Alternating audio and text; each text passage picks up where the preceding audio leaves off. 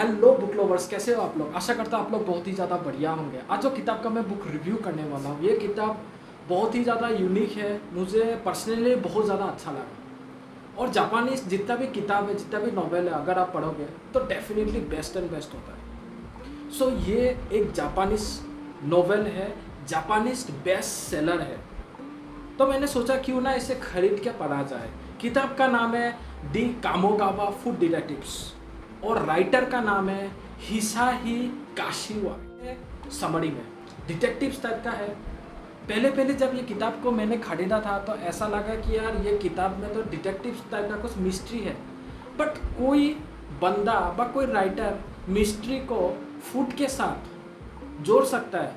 ये बहुत यूनिक चीज़ है ये किताब का, जो मुझे पढ़ के लगा। टोटल 6 चैप्टर है ये किताब में। स्पेशली क्या होता है कि कोई अननोन पर्सन आता है, कामोगावा डिनर, जो वो रेस्टोरेंट का नाम है। और सबसे स्पेशल बात है कि वो रेस्टोरेंट का कोई नाम ही नहीं है, मतलब आप बाहर से देखने को नहीं मिलेगा कि कोई ये रेस्टोरेंट भी हो सकता है। सिंपल जापानीज जो घर होता है वैसा ही है, बट जब अंदर घुसोगे तब पता चलेगा कि यार तो ये तो एक रेस्टोरेंट है, एक होटल है। यहाँ में 2 बंदा है जो 2 फूड डिटेक्टिव्स है, एक नागारे कामोगावा और उसका बेटी है कोइशी कामोगावा, जिसके नाम पे ये किताब रखा गया है। सो वो लोग एक रेस्टोरेंट कम डिटेक्टिव एजेंसी चला रहा होता है। कितना यूनिक है ना।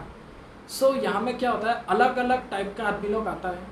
किसी का बीवी उसके लिए बहुत खास खाना बनाया करते थे, मर चुका है, तो इसलिए वो खाना फिर से रिवाइव करने के लिए वो लोग के पास आता है।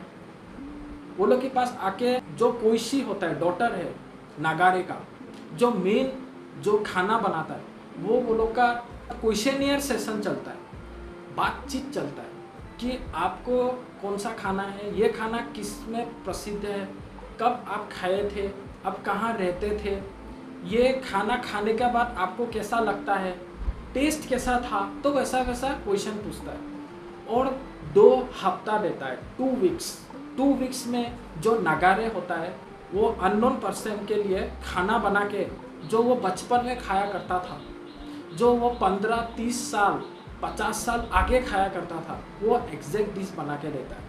और देने का बाद वो खाता है, खाने का बाद दिमाग खुल जाता है, मतलब एग्जैक्ट बनाया करते हैं। जब वो पैसा देने का बारी आता है तो वो बोलता है कि यहाँ में हम लोग का बैंक डिटेल्स है, जितना मर्जी चाहे उतना आप हमें दे सकते हो। स्पेशली ये जो रेस्टोरेंट है कामोगावा डाइनर, जो कि क्योटो जापान में है। जापान का अलग अलग प्रोविंस से बंदे लोग आता है। टोटल 6 स्टोरी है, तो 6 बंदा आता है।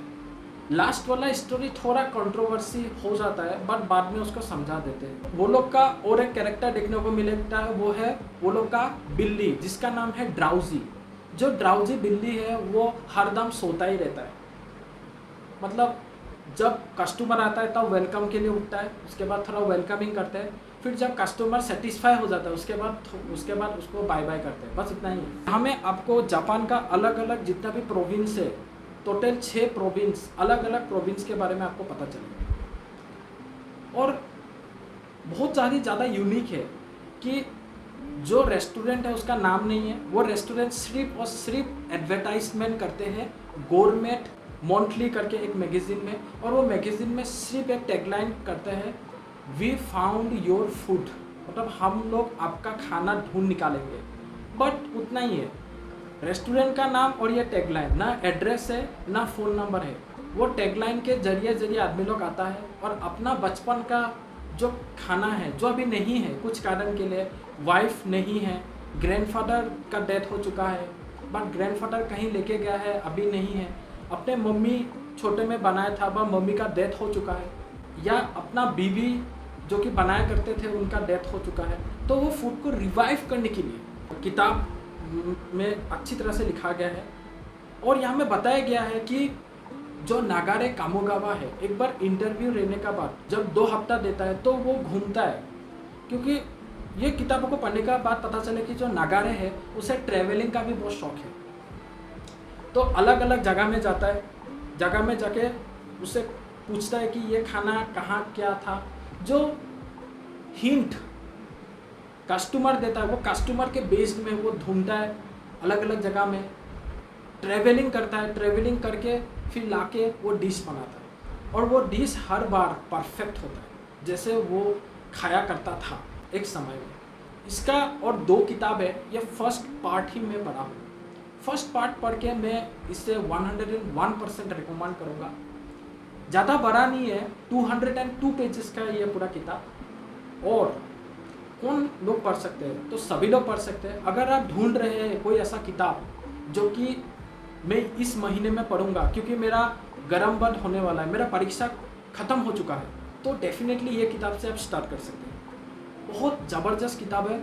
डिक्शनरी का तो आप भूल ही जाइए, डिक्शनरी तो मैंने खोला ही नहीं था। एकदम सिंपलिस्टिक, जो लैंग्वेज आपको समझ में है, हमें समझ में है, वो लैंग्वेज में लिखा गया है। तो डिक्शनरी तो भूल ही जाइए। कहाँ से खरीदे? अमेज़ॉन में जाइए, अमेज़ॉन में जाके भी आप खरीद सकते हैं और ख़रीद के पढ़िए, मन को बहुत ज़्यादा सुकून मिलेगा।